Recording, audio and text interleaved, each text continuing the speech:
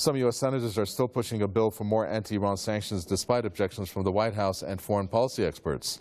The bill, which was introduced by Senate Foreign Relations Committee Chairman Robert Menendez and Mark Kirk, a Republican from Illinois, has now gotten 48 co-sponsors, up from 26. It threatens Iran with a further reduction in its oil exports and new penalties if it fails to reach a final comprehensive nuclear deal. The Obama administration, which has threatened to veto the bill, says new sanctions would damage talks with Iran. Tehran has also advised against any such move. The U.S. has imposed several rounds of sanctions on Iran under the pretext of its nuclear program, which Tehran says is solely for civilian purposes.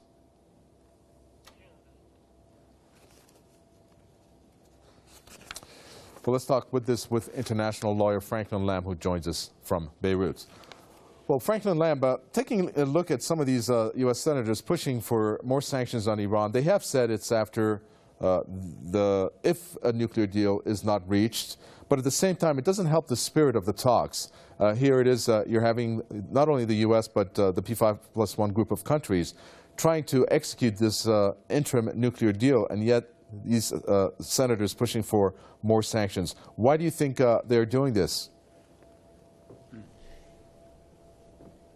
Well, a number of fairly apparent and repetitive reasons. First of all, the idea is, as you implied by your question, they want to finish these talks. They want to torpedo them. They want to squeeze and pressure and insult the Islamic Republic to have them pull back.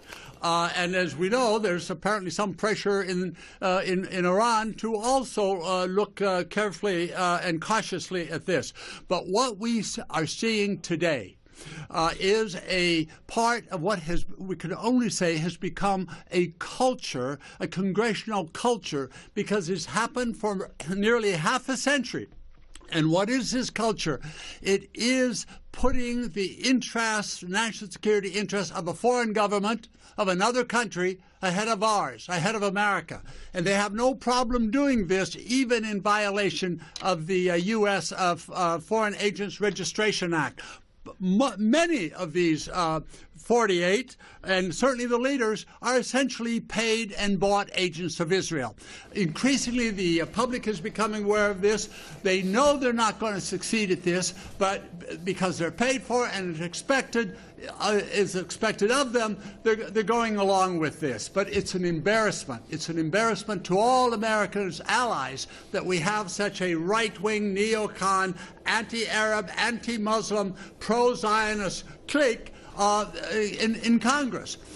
So I think it's going to be that the voters are going to have to decide if this is the kind of congressman that they want representing us, even when the intelligence community, the White House, the Pentagon, our allies are all saying what?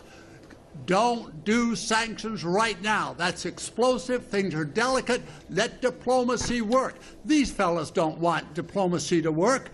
They want war. And I don't think that's an exaggeration.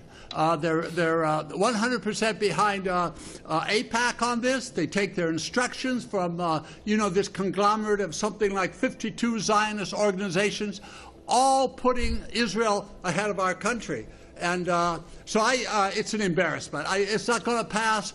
They need 12 more votes, apparently, to get veto-proof 60 to prevent closure. I don't think Harry Reid, he may not, the Senate majority, he may not bring it to the floor. But in any case, the president is going to veto it. And the president is going to have the support of the American people, of both parties, I believe, both political parties, and our allies. So all I can say, to repeat, is simply a political embarrassment that in this day and age, congressmen paid by the taxpayers can be agents of a foreign power and disregard our vital security interests. Very well. Thank you very much for that in-depth analysis. That's Franklin Lamb, international lawyer, talking to us there from Beirut.